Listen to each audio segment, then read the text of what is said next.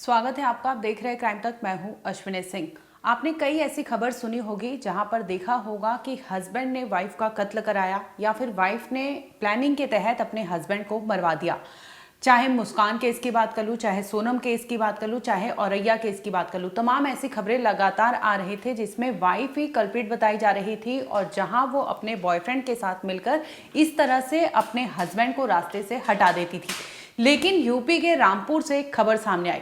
ये खबर आपको सोचने पर मजबूर कर देगी और यहाँ पर जितनी तारीफ करें यूपी के रामपुर पुलिस की उतनी कम होगी। आखिरकार उनकी जांच सही दिशा में आगे बढ़ती है और एक बेगुनाह को सजा होने से वो बचा लेती है। क्या कुछ मामला था और क्या हुआ था इस रामपुर के इस गांव में जहां पर एक बेगुनाह को सभी ने कल्प्रिट दोषी करार दिया था। गांव के लोग ने भी उसे यही दे दिया था कि वही कातिल है और उसी ने अपने पति को रास्ते से हटाया। हालांकि शादी नहीं हुई थी, रस्में उनकी चल रही थी, इसी दरमियान दूल्हे की हत्या हो गई थी। आखिर क्या था पूरा मामला, आइए आपको सिलसिलेवार तरीके से बताते हैं। स्वागत है आपका, देख रहे हैं क्राइम तक। मैं हूं अश्विनी सिंह। दरअसल यूपी के रामपुर में 14 जून की ये बात है। एक लड़की जिसका नाम है गुलफशा, ये होने वाली दुल्हन थी। हाथों में मेहंदी रच रही थी, घर में तैयारियां हो रही थी, शादी की बारात आने वाली थी। इसी दरमियान जो होने वाला दूल्हा होता है यानी निहाल, 22 साल की उम्र है। निहाल अचानक से लापता हो जाता है। अब शादी वाले घर में अफरा तफरी मच जाती है जैसे पता चलता है कि दूल्हा अचानक से लापता हो गया है और आखिरी बार दूल्हे की जो कांटेक्ट हुई थी वो दुल्हन के घर वाले से हुई थी।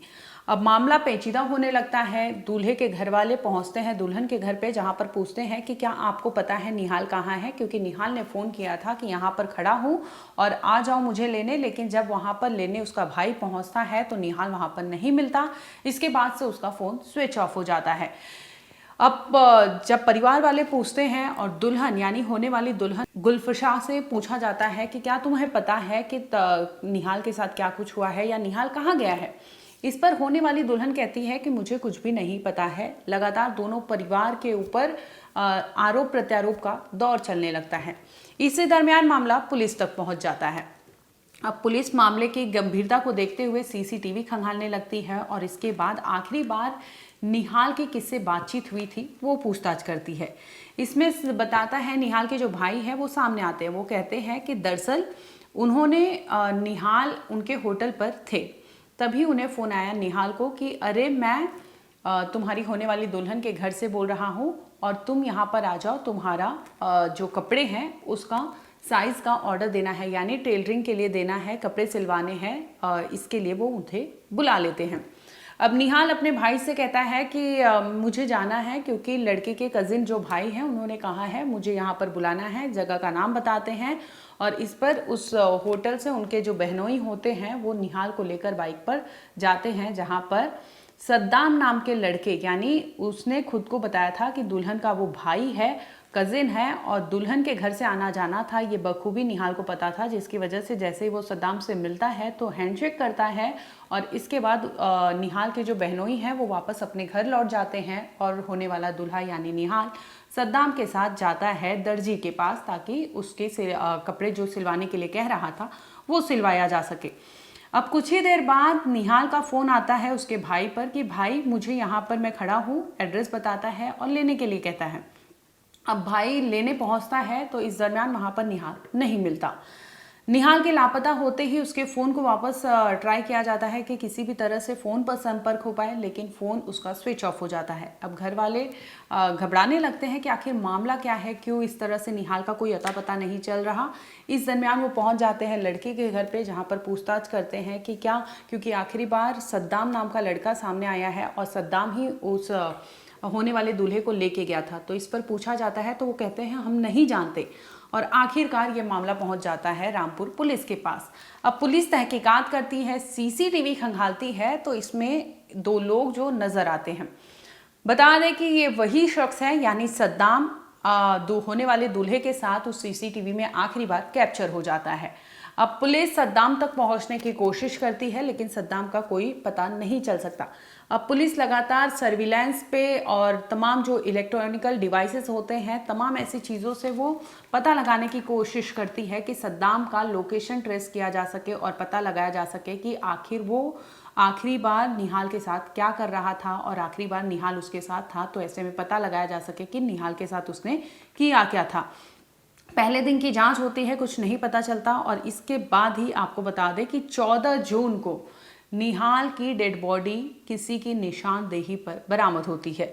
दरअसल टेक्निकल एविडेंस से लोकेशन ट्रेस किया जाता है, जिसके बाद पुलिस सद्दाम तक पहुंचती है। अब सद्दाम तक पहुंचना आसान नहीं था यूपी पुलिस के लिए, क्योंकि सद्दाम ने अपने पास पूरी कहानी गढ़ रखी थी कि उसे कैसे बचना है और क्या कुछ कांड किया था, वो सब कुछ अपने दिमाग में मास्टर प्लान बनाकर रखा हुआ था। अब यूपी पुलिस उस तक पहुंच तो गई थी, लेकिन खुद को वो बचाने की कोशिश में था। इसी दरमियान यूपी पुलिस उससे एविडेंस कलेक्ट करने के लिए बोलती है कि बताओ और डेड बॉडी कहाँ रखी है, कहाँ छिपा रखी है। इस पर वो बताता है और उसी की निशानदेही पर पुलिस पहुंचती है अजीम नगर थाना के अंतर्गत, और जहां पर उसने एक डेड बॉडी छिपाई थी। अब पुलिस शिनाख्ती के लिए घर वालों को बुलाती है, तो पता चलता है कि ये डेड बॉडी किसी और की नहीं बल्कि निहाल यानी होने वाले दूल्हे की थी, क्योंकि पहले आरोप ये लगा था कि उसकी होने वाली दुल्हन ने अपने प्रेमी सद्दाम के साथ मिलकर इस हत्याकांड को अंजाम दिया था। प्राइमा फेसी यही चीजें बताई गई थी। पुलिस भी इसी दिशा में पूरी जांच कर रही थी। इस दरमियान जो सीसीटीवी और तमाम जो टेक्निकल एविडेंसेस मिलते हैं उससे जांच पड़ताल करती है, तो ये मामला धीरे धीरे परत दर परत खुलते जाता है, जिसमें सामने कुछ और ही सच्चाई आती है।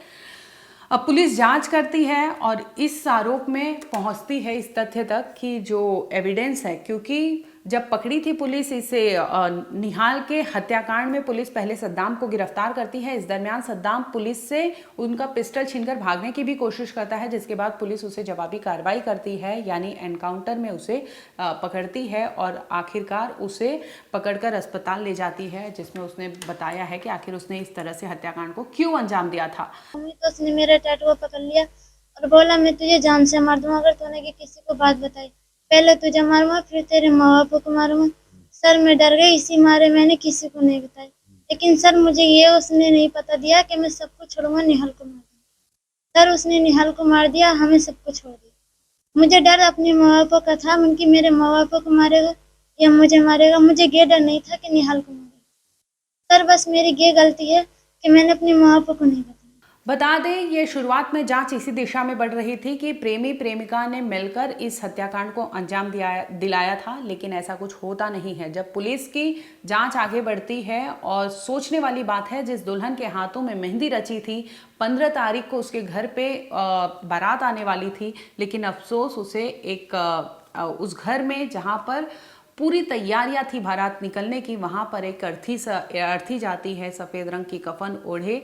निहाल की डेड बॉडी जब पहुंचती है तो घर में हो हल्ला मचने लगता है, चीख पुकार मच जाती है, जिसमें लोग ये देखकर टूट पड़ते हैं उनके घर वाले कि आखिर इस तरह की परिस्थिति को झेलना पड़ेगा, ये कभी उन्होंने सपने में नहीं सोचा था।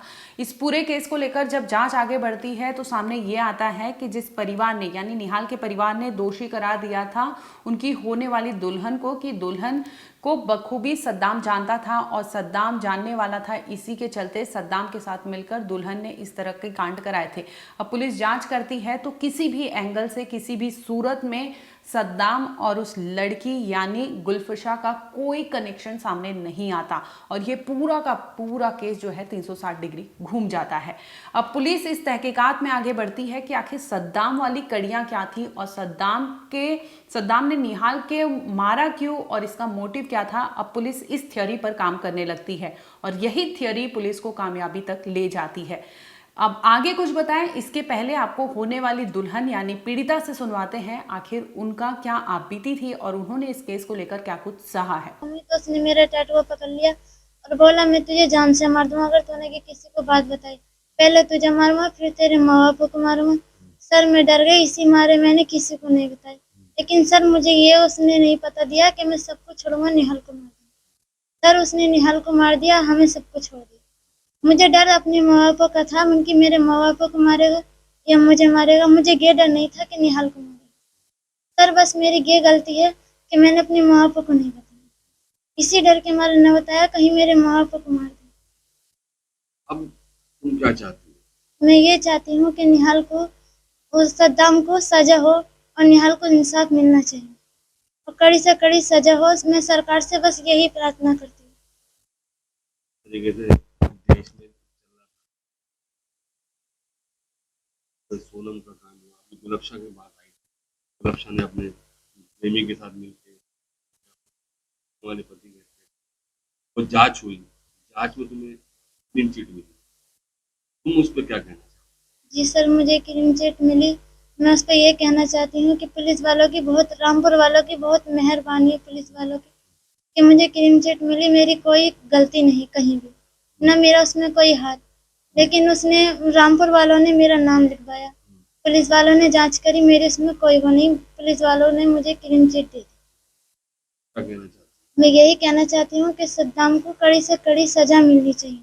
मैं सरकार से बस यही। बता दें कि पीड़िता की माने तो सद्दाम जो है उसे डराया धमकाया था पहले भी शादी के, और उसने बकायदा प्रपोज किया था उस लड़की को और कहा था कि मैं तुमसे शादी रचाना चाहता हूँ, लेकिन जो होने वाली दुल्हन है वो लड़की मना कर देती है और इसी के बदले उसे इतना गुस्सा आता है कि वो प्लान करता है कि रास्ते से इसके होने वाले दूल्हे को ही हटा देता हूँ और हो ना हो इस पर नाम चला जाएगा, जिसकी वजह से वो यानी गुलफशा को किसी न किसी वे से वो उसे चोट देना चाहता था और उस पर गंभीर आरोप लग सके, जिसकी वजह से उसने ये पूरी प्लानिंग रची थी। और आखिरकार पुलिस सही दिशा में जांच करती है, जिसके बाद मामला खुलता है तो ये सामने आता है कि इस हत्याकांड को अंजाम देने वाली उसकी होने वाली बीवी नहीं थी, बल्कि जो सद्दाम था वो खुद एक तरफा आशिक था।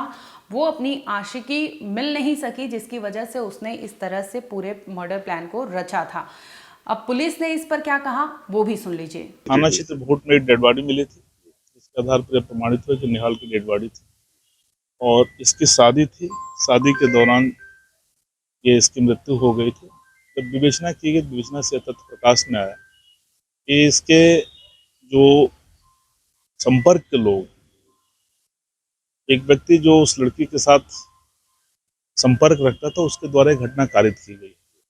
एफआईआर जब दर्ज की गई तो उसमें जो लड़की थी गुलफशा, जिसको आप बता रहे हैं, उसका नाम अंकित किया गया था।